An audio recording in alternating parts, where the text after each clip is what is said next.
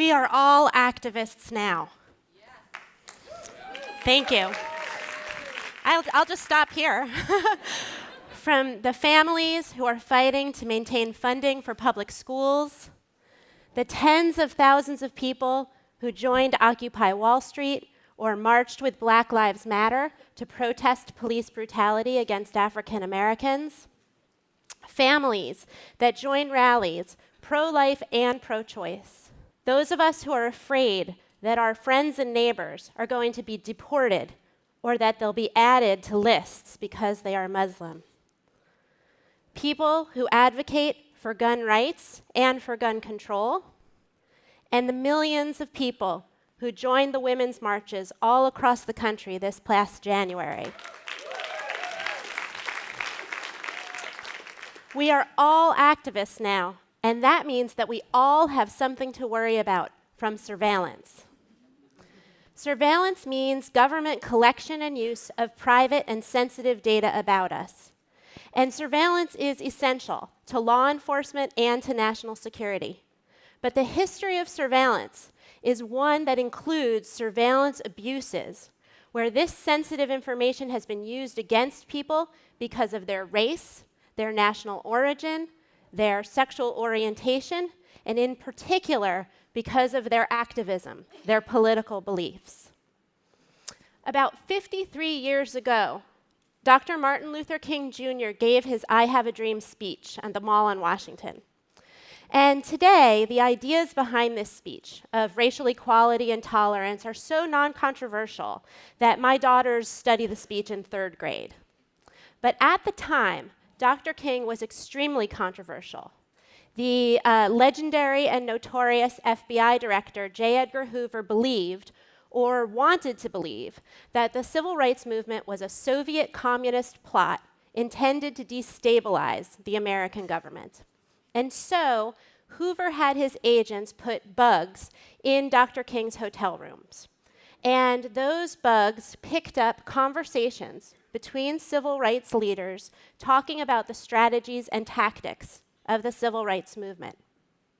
They also picked up sounds of Dr. King having sex with women who were not his wife.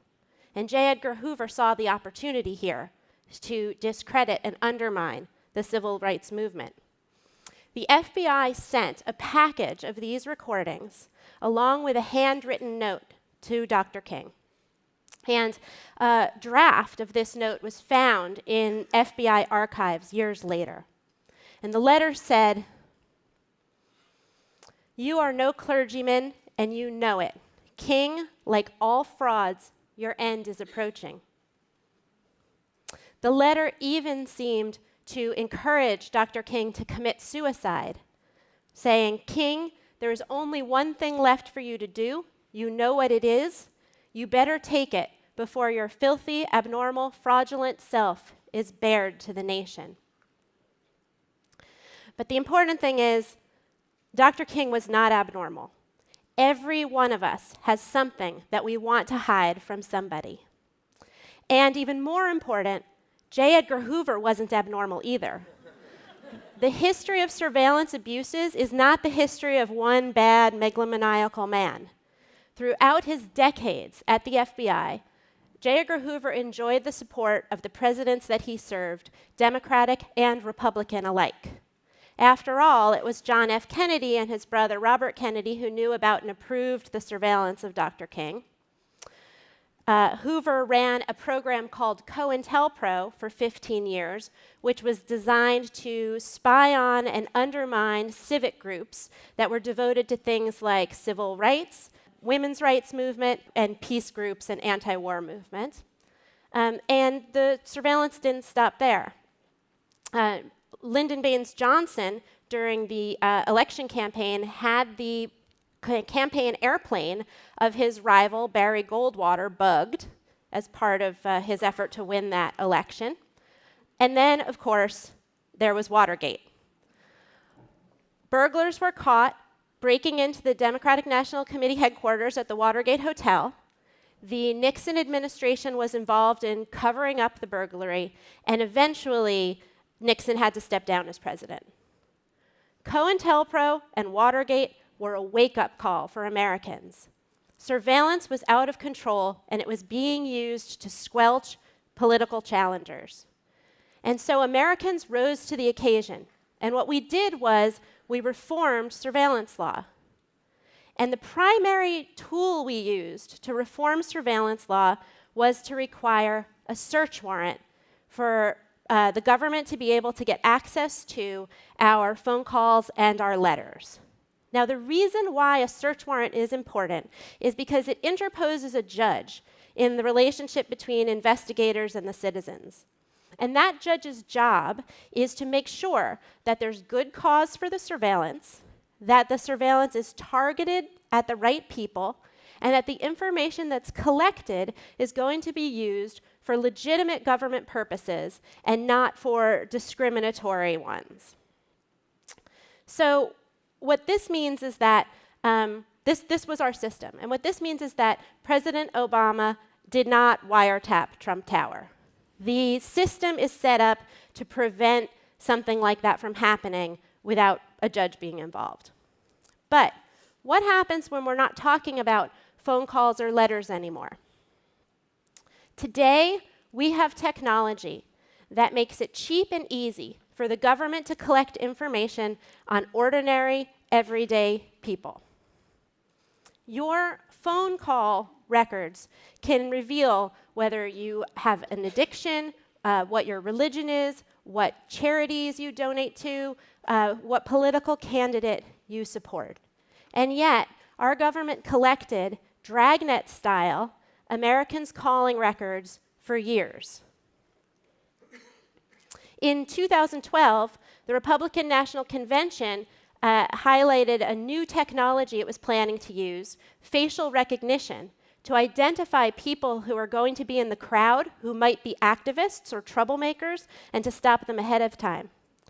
Today, over 50% of American adults have their face print in a government database. The Bureau of Alcohol, Tobacco, Firearms, and Explosives concocted a plan to find out what Americans were going to gun shows by using license plate detectors to scan the license plates of cars that were in the parking lots of these events. Today, we believe that over 70% of police departments have automatic license plate detection technology that they're using to track people's cars as they drive through town. And all of this information, the license plates, the face prints, the phone records, your address books, your buddy lists, the photos that you upload to Dropbox or Google Photos, and sometimes even your chats and your emails are not protected by a warrant requirement. So what that means is we have all of this information on regular people that's newly available at very low expense. It is the golden age for surveillance. Now, every parent's going to understand what this means. When you have a little baby, and the baby's young, that child is not able to climb out of its crib. But eventually, your little girl gets older, and she's able to climb out of the crib, but you tell her, don't climb out of the crib, okay? And every parent knows what's going to happen. Some of those babies are going to climb out of the crib, right? That's the difference between ability and permission. Well, the same thing's true with the government today. It used to be that our government didn't have the ability to do widespread massive surveillance on hundreds of millions of Americans and then abuse that information. But now our government's grown up, and we have that technology today. The government had the ability, and that means the law is more important than ever before. The law is supposed to say when the government has permission to do it, and it's supposed to ensure that there's some kind of ramification. We notice when those laws are broken, and there's some kind of ramification or punishment. The law is more important than ever because we are now living in a world where only rules are stopping the government from abusing this information. But the law has fallen down on the job. Particularly since September 11th, the law has fallen down on the job, and we do not have the rules in place that we need. And we're seeing the ramifications of that. So fusion centers are these joint task forces between local, state, and federal government that are meant to ferret out domestic terrorism. And what we've seen is fusion center reports that say that if you might be dangerous if you voted for a third-party candidate, or you own a "Don't Tread on Me" flag, or you watched movies that are anti-tax.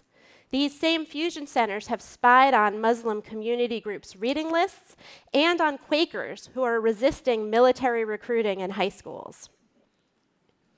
The Internal Revenue Service has disproportionately audited groups that have Tea Party or Patriot in their name. And now, Customs and Border Patrol is stopping people as they come into the country and demanding our social networking passwords, which will allow them to see who our friends are, what we say, and even to impersonate us online. Now, civil libertarians like myself have been trying to draw people's attention to these things and fighting against them for years. This was a huge problem during the Obama administration, but now the problem is worse. President Trump is a person who prides himself on the ability to get even. He has said that if someone hits you, then you hit them back 5 times harder than they ever could have imagined. All of this information that is in government databases about all of us could be repurposed to be used against people who challenge or oppose President Trump's policies. When the New York Police Department spies on Muslims, or a police department uses license plate detectors to find out where the officers' spouses are, or those sorts of things, that is extremely dangerous.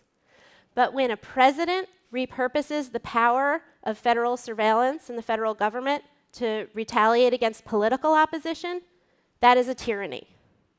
And so, we are all activists now, and we all have something to fear from surveillance. But just like in the time of Dr. Martin Luther King, we can reform the way things are. First of all, use encryption. Encryption protects your information from being inexpensively and opportunistically collected. It rolls back the golden age for surveillance. Second, support surveillance reform. Did you know that if you have a friend who works for the French or German government, or for an international human rights group, or for a global oil company, that your friend is a valid foreign intelligence target?